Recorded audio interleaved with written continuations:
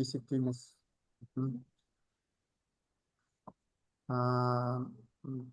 Жалпы осы жылы осы бағдарлама бойынша Қазақстанның барлық 20 аймағынан 1543 тыңдаушыны осы бағдарлама бойынша оқытып шығуымыз керек. Сондықтан осы бағдарламаны сапалы оқытып шығу үшін біз осы Европалық білім беру орталығы ұйымдастырған семинарға қатысқан скафолдтың курстық семинарын өткен тренерлерді өзімізге талап коммерциялық емес акционерлік қоғамына штаттан тыс тренер ретінде конкурс арқылы қабылдадық.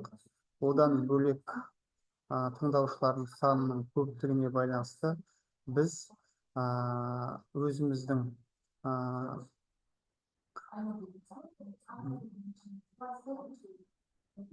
жылдар бойы жұмыс істеп жүрген штаттан тыс ең тәжірибелі штаттан тыс тренерлерді тартып отырмыз.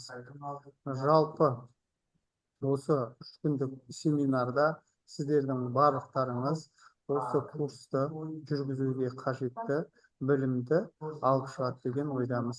Жалпы біз осы командаға мүше болып кіріп отқан барлықтарыңызға қош келдіңіздер деймін. Және биылғы оқу жылымызға сәттілік тілей отырып, осы жобаны біз ойдағыдай аяқтап шығамыз деген ойдамын. Жалпы мен сіздерге білім беру бағдарламасының өзін оқу әдістемелік материалдарды, жұмыс дәптерін және соңғы тестілік тапсырмаларды жібердім. Ол бағдарламаның сіздерге айтып кетуім керекпін.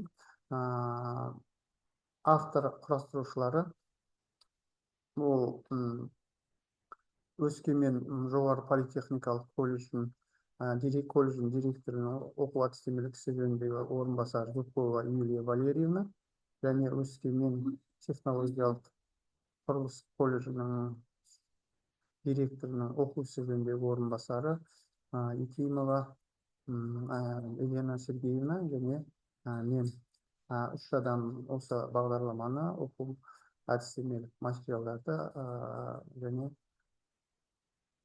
жұмыс дәптерлерін дайындап шықтық. Негізінен экспертизадан өтті және бізге толығымен осы талап акционерлік қоғамға осы бағдарламаны жүргізуге құқық алдық. Сонымен бірге ең үлкен жұмысымыз осы 3 күндік оқыту семинарын өткізіп, сіздерді сапалы тренерлік жұмысқа дайындау болады. Сондықтан біз қазақ топтарына жүргізу үшін жұмыс тобын құрдық. Ол жұмыс тобына осы бағдарламаны терең меңгерген 2 маманды тарттық. Оның біреуі Жазира Амангелдіқызы Амангелдиева, Алматы технологиялық колледждің директорының оқу ісі жөніндегі орынбасары және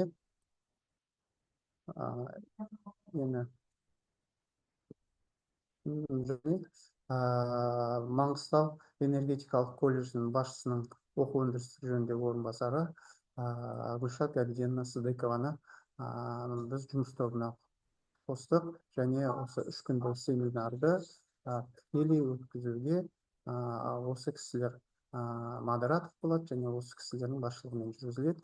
Және осы 2 кісіге мен үлкен алғысымды білдіремін. Бірден жұмыстарының тығыздығына қарамастан, сол ортақ командалық жұмысқа келісімдерін беріп, осы 1 аптаның ішінде осы 2 кісі үлкен көлемдегі жұмысты атқарып, осы материалдардың бәрін дайындап, осы курстың оқу жоспарынан бастап жүргізуіне дейінгі үлкен жұмысты осы екі кісі атқарып шығады. Бұл кісілерге де жұмыстарына табыс тілеймін. Енді жалпы біз бәріміз былтыр бірге жұмыс істедік. Мен сіздердің көпшіліктеріңізді жеке білемін.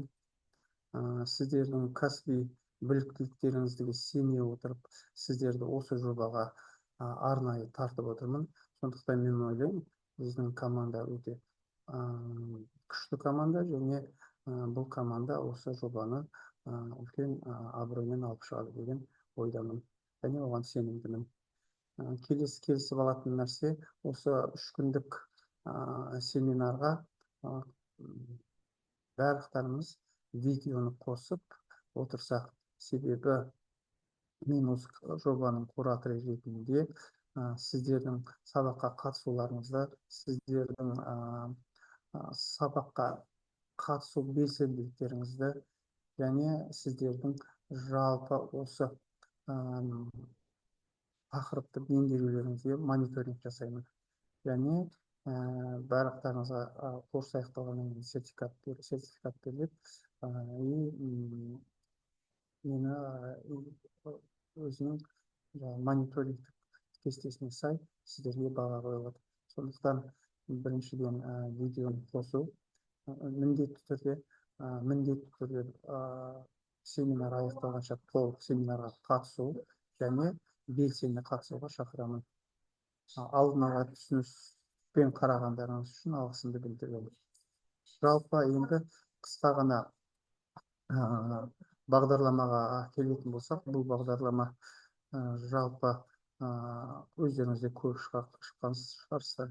Бұл бағдарлама ұсынылып отырған құзыреттіліктің түрлері, оқу әдістері, бағалау әдістері, жалпы идеясы бізге барлығымызға баяғыдан таныс, және бұл түсініктерді біз өз тәжірибемізде пайдаланып жүрміз.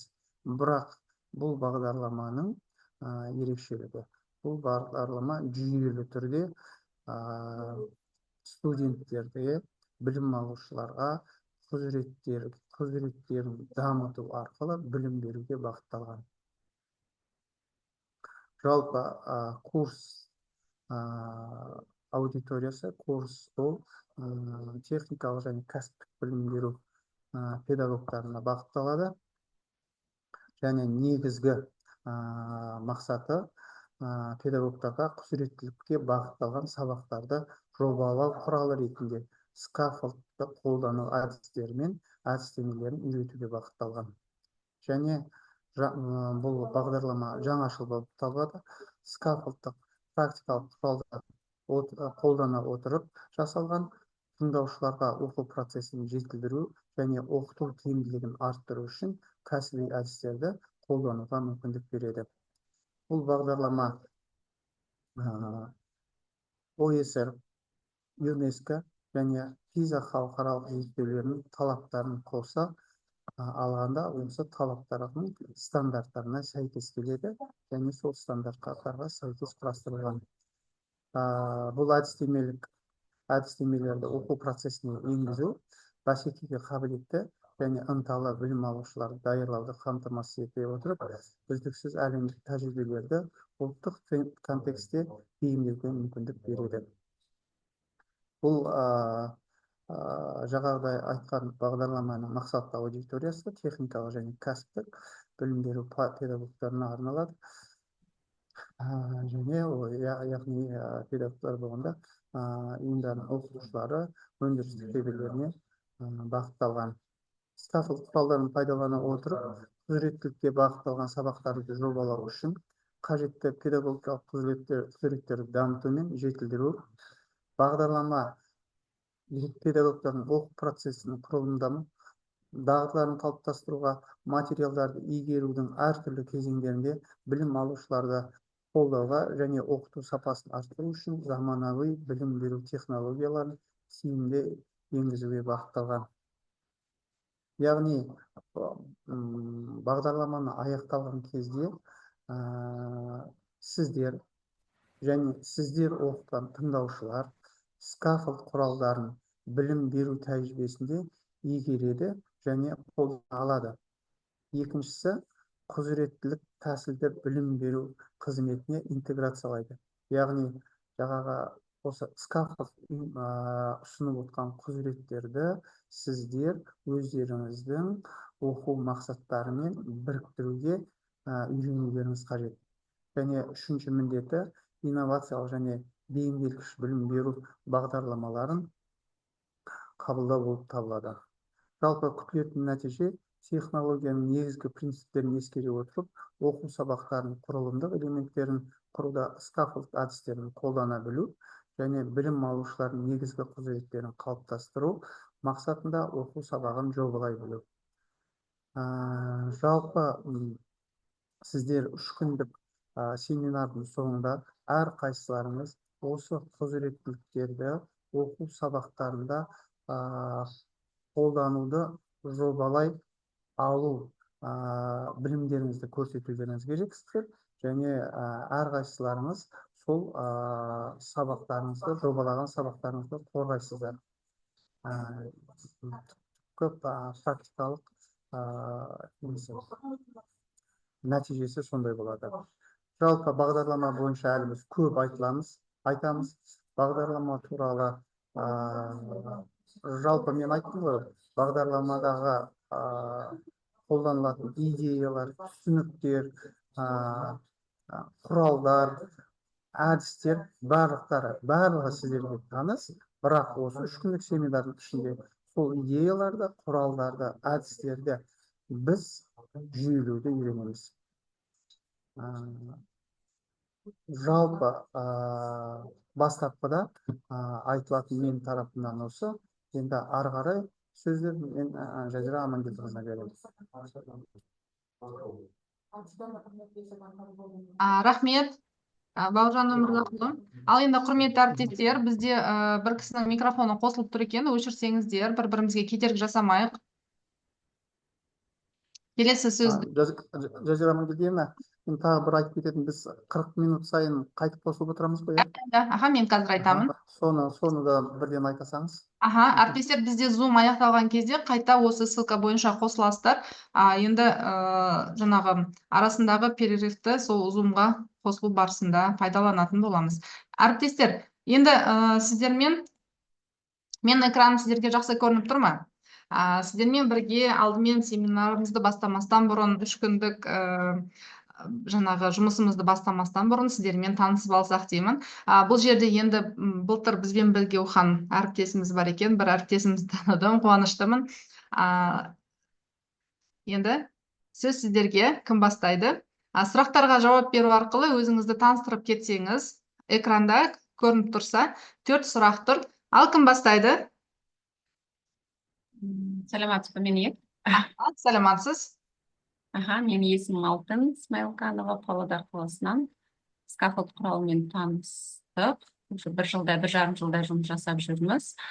Енді жалпы біз Астанадан келгеннен кейін бірден сол семинарларды өткізе бастадық. Енді 3-ші сұраққа жауап беретін болсақ, сіздің жаттықтырушы рөліңіз. Енді сол рөлді түсініп отырмыз, себебі сол жаңағы айтқандай бірден оқыту семинарларды жүргіздік, команда құрып, бірнеше жұмыс жасап, сол республикалық семинарға дейінгі жеттік.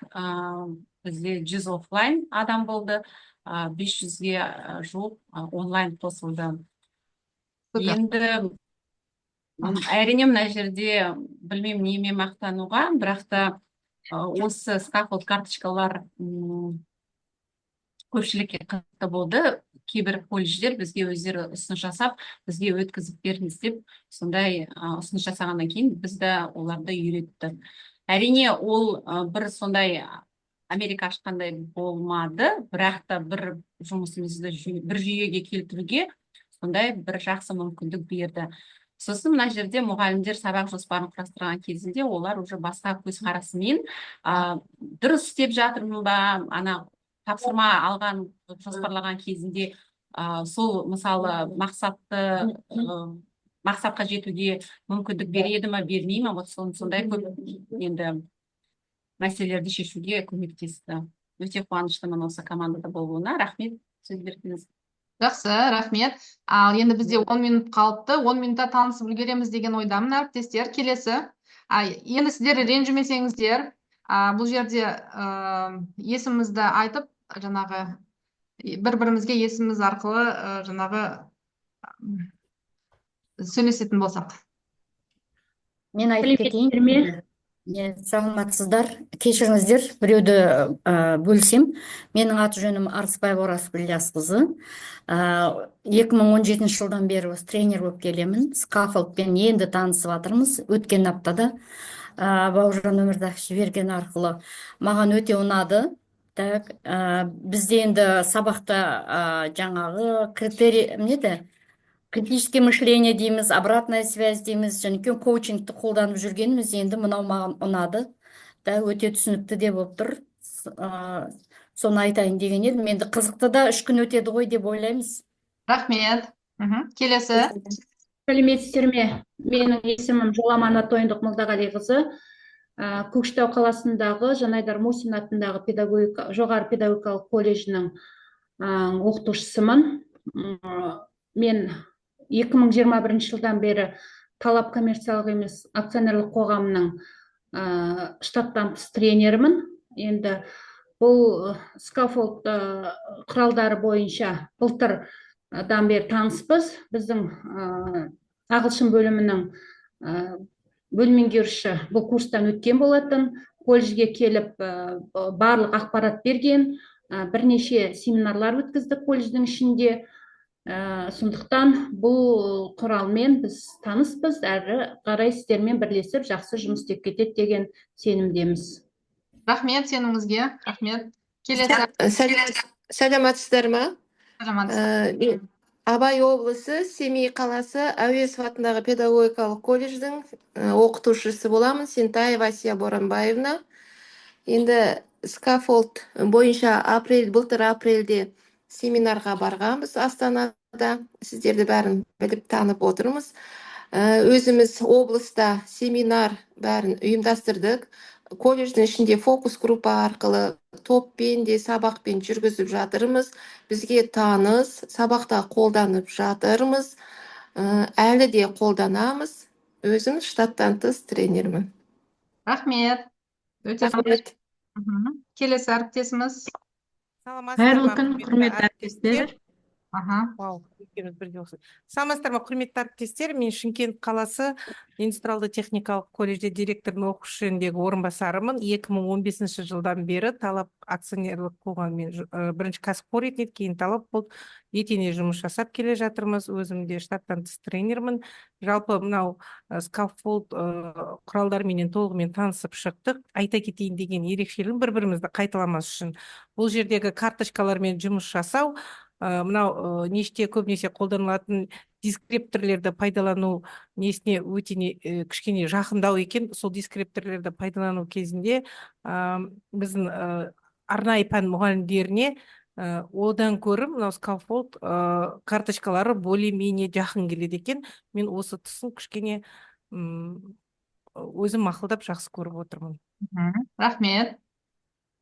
Қайырлы күн, құрметті әріптестер. Мен Талдықорғаннан Боранбаева Гүлфайрус Нұрсапаевна, Ілияс Жансүгіров атындағы Жетісу мемлекеттік университетінің Жансүгіров колледжінің арнайы пән оқытушысы.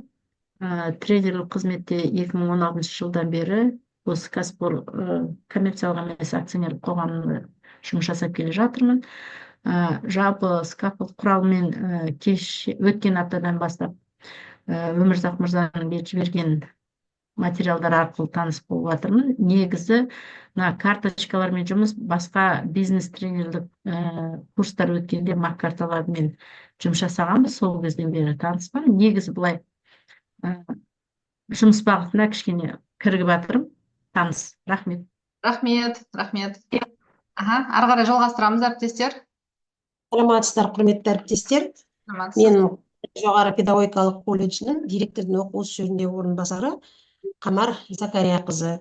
Мен 22 жылдан бастап осы штаттан тыс тренер болып жұмыс жасап жатырмын. Мынау скафолд құрылыммен енді ғана танысып жатырмын, осы бір жетіден бері танысып, қарап көріп жатырмыз. Енді алда уақытта сіздермен жұмыс жасап үйреніп кетеміз деп ойлаймын. Рахмет. Келесі. Кім қалды бізде әріптестер? Қайырлы күн, әріптестер. Есімім Манесов Мани Абдухамидұлы, Қызылорда қаласынан боламын. Тренерлік жаттықтырушылық жолда алғашқы практикам болайын деп тұр. Сіздермен бірлесіп, жақсы нәтижелі жұмыс көрсетеміз деп ойлаймын. Рахмет. Рахмет. Саламатсыздар ма, қайырлы күн. Менің есімім Аманкүл Батпаусенбековна, мен Түркістан жоғары көпсалалы аграрлық колледжінің арнайы пән оқытушысымын. Талап коммерциялық емес акционерлік қоғамның штаттан тыс тренер ретінде 2017-тен бастап жұмыс жасап келе жатырмын. Скаффолд құралымен енді танысып жатырмын. Негізі былтыр мен естігем бұны. Талапта барып семинар өткізіп жатырмыз деп естіп жатқанмын негізді. Енді осыны талапты алып, біздің оқу үрдісіне енгізу өте дұрыс деп ойлаймын. Менің жаттықтырушылық позициям енді үнемі өз-өзін жетілдіру, курс тыңдаушыларына шабыт беру, жаңашыл көзқарасты енгізу деп ойлаймын. Және жаттықтырушы ретінде қандай ерекше жұмыс түрлерін қолданасыз деген кезде мен кәдімгі командалық жұмыстар, мынау сыни тұрғыдан ойлау, дамыту, ойын түрлерін, осыған дейінгі жаңағы цифрлық, жаңағы инновациялық әдіс тәсілдерді қолданып келе жатырмын. Жұмыстарымызға сәттілік тілеймін. Рахмет. Рахмет. Келесі. Әріптесіміз. Сәлеметсіздер ме, құрметті әріптестер? Менің аты жөнім Шагирова Гүлдана, Теміртау жоғары политехникалық колледжінің арнайы пән оқытушысымын. Талап осы акционерлік қоғамының штаттан тыс тренерімін. Мен үшін енді бұл тақырып әзірге шынығымызды айтайық, жаңа тақырып. Жіберген жаңағы материалдарды телеграмдағы чатқа кіріп мен біразын таныстым, бірақ өзім ойымша осы курстан көп материал, мағлұмат алам деген, және көптеген әріптестерім уже практика жүзінде қолданады екен. Сондықтан мен өте қуаныштымын, сол кісілерден тәжірибе алмасамын деп. Барлықтарыңыз қош келдіңіздер. Сәттілік тілеймін жұмыстарымызға. Рахмет. Әріптестер, бізде 2,5 минуттай уақытымыз қалды. Сондықтан кім таныстырмады, өзін таныстырып кетсек, үлгерейік осы зумды таныстырумен аяқтайық. Сәлеметсіздер ма, бола ма екен? Болады. Тыңдап тұрмыз. Менің есімім Венер Бурханова, Батыс Қазақстан облысы Орал қаласынанмын. Экономикалық пән арнайы оқытушысымын. Жалпы бұл бағдарламамен таныс емеспін. Енді осы бір аптаның ішінде материалдарын бәрін қарап, енді негізгі ой қалыптасты. Жаттықтырушы ретінде позиция мен көп жыл бойы тренер болып келе жатырғаннан кейін менің өзімнің ұстаным бар. Оқыта отырып, оқу дегенді бар, үйрену деген бар. Яғни біздер жаңағы біреуді үйрете отырып, өзімізде жаңағы алғашқысы болып, жаңағы меңгерген адамның бірі болып табыламыз ғой. Енді қолданатын негізгі тәсілдер, енді жаңағы әріптестер айтып отырғандай, командалық жұмыс, топтық жұмысты өте жақсы көрем. Одан қосымша жаңағы ойын әдістерінде сабақ барысында қолдануға тырысамын. Рахмет танысқаныма. Ісімізге сәттілік. Рахмет. Келесі әріптесіміз. Саламатсыздар ма, құрметті әріптестер? Сіздермен танысқаныма өте қуаныштымын. Бүгінгі семинарға жалпы осы оқуымызға сәттілік тілей отырып, өзім аты жөнімді айтып кетейін. Есетова Мира, Ақтөбеденмін, Ақтөбе жоғары политехникалық колледжі. Жалпы скаффолд құралдарымен біздің колледжде жасап жатқан жұмыс тобы бар, таныспыз. Бірақ енді осы семинар барысында егжей-тегжейлі соны меңгеруге тырысайық. Сол жалпы жаңа айтып кеткен біздің әріптестеріміздің әдіс тәсілдерін біз де қолданамыз. Мен де осы штаттан тренер болып табылам. Жалпы жаңағы қолданамын. Интернет неустойчивый деп тұр. Рахмет. Жұмысымызға сәттілік. Рахмет. Қайта тіркелеміз, әріптестер, зум бітті.